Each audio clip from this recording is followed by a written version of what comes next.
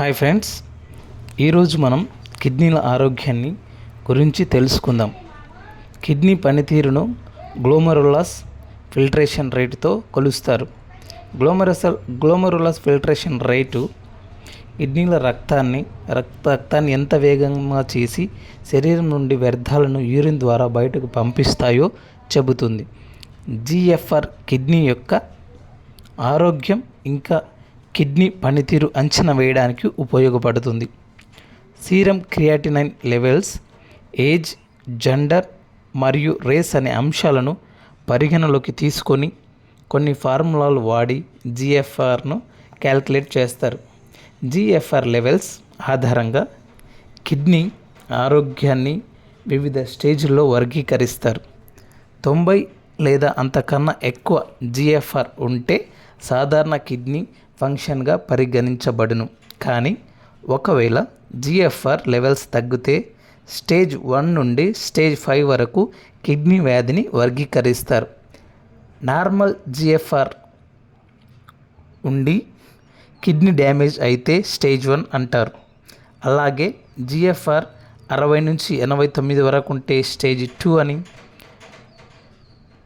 30 నుంచి 59 వరకు ఉంటే స్టేజ్ 3 అని, 50 నుంచి 29 వరకు ఉంటే స్టేజ్ 4 అని అంటారు. జిఎఫ్ఆర్ 15 కంటే తక్కువగా ఉంటే దానిని స్టేజ్ 5 సికేడి లేదా కిడ్నీ ఫెయిల్యూర్గా పరిగణిస్తారు. అప్పుడు డయాలసిస్ లేదా కిడ్నీ ట్రాన్స్ప్లాంటేషన్ అవసరం. ఇప్పుడు చెప్పబోయే పద్ధతులు పాటిస్తే సికేడి స్టేజ్ రాకుండా కిడ్నీని రక్షించుకోవచ్చు.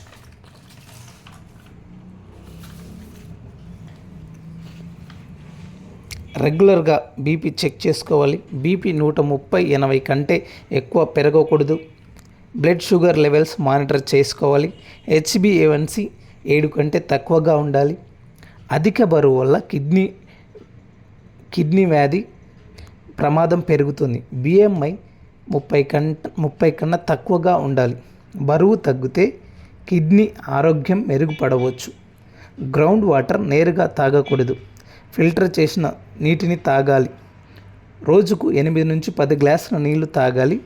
చేసే పని మరియు వాతావరణం బట్టి కొంచెం ఎక్కువ కానీ లేదా తక్కువ కానీ తీసుకోవచ్చు.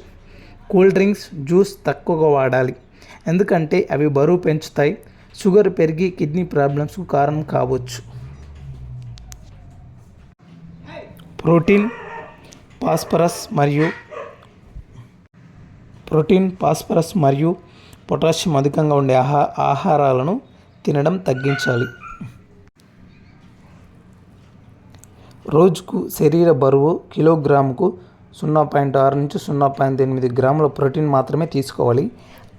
అంటే 60 కేజీల బరువు ఉన్న వ్యక్తి సుమారు రోజుకు 48 గ్రాముల ప్రోటీన్ మాత్రమే తీసుకోవాలి. నాణ్యత గల ప్రోటీన్ ఉండే లీన్ మీట్ అంటే చికెన్, ఎగ్స్, ఫ్రెష్ ఫిష్ వంటి వాటిని తక్కువ మోతాదులో తినవచ్చు. ప్రోటీన్ అధికంగా ఉండే ఫుడ్ తినకూడదు.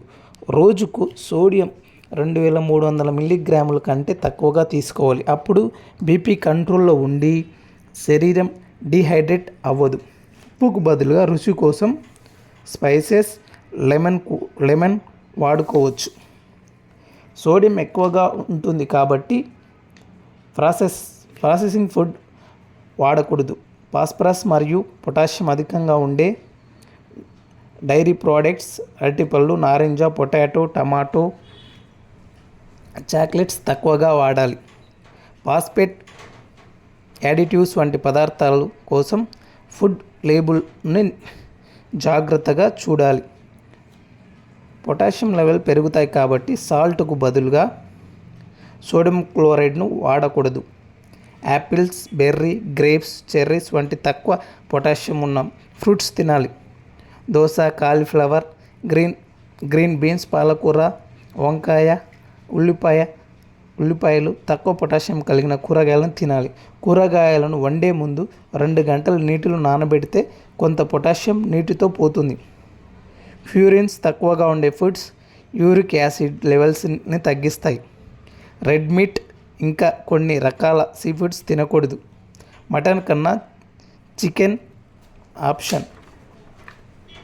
స్మోకింగ్, ఆల్కహాల్ డ్రింకింగ్ ఆపాలి. ఈ వీడియో మీకు నచ్చితే మా ఛానల్ని సబ్స్క్రైబ్ చేసుకోండి, మాకు సపోర్ట్ చేయండి. Thank you.